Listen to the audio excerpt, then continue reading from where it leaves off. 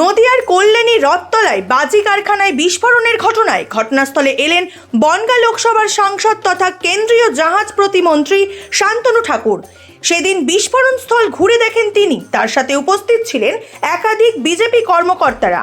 যদিও এদিন মিশনস্থলে এসে রাজ্য সরকার এবং রাজ্যের পুলিশ প্রশাসনকে তীব্র কটাক্ষ করেন শান্তনু ঠাকুর।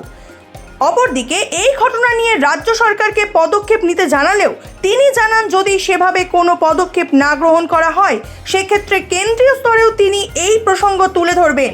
যদিও এদিন শান্তনু ঠাকুর আসার আগেই পুলিশি নিরাপত্তা ছিল চোখে পড়ার মতো। কেন ছিল আর পুলিশের কি খবরে ছিল না? এটা অত্যন্ত নিন্দনীয় ঘটনা।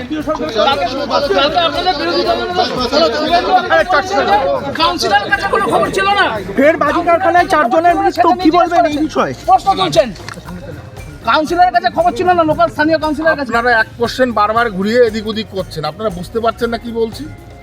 লোকাল নেতাদের যদি মদত না থাকে তাহলে এভাবে অবৈধ বাজি কারখানা কেন তো তৈরি হবে এখানে? স্বাভাবিক কথা। তো কারুর না কারুর মদত আছে। গতকাল তো আমরা দেখলাম বিধায়ককে এখানে বিরোধিতা করা আছে। একটা জায়গায় দুর্ঘটনা ঘটেছে, সেটা দেখতে আসবে না বিধায়ক? তো সেখানে যদি তাকে বিরোধিতা করে আমরা কি ভাববো? তাদের এখানে উস্কানি আছে এই সমস্ত কর্মকাণ্ডের পেছনে, ধামাচাপা দেওয়া হচ্ছে। তো স্বাভাবিক ব্যাপার, তো বোঝার বিষয় না। কেন্দ্রীয়ভাবে কোনো তদন্ত নির্দেশ দাদা, কেন্দ্রীয়ভাবে কোনো তদন্ত নির্দেশ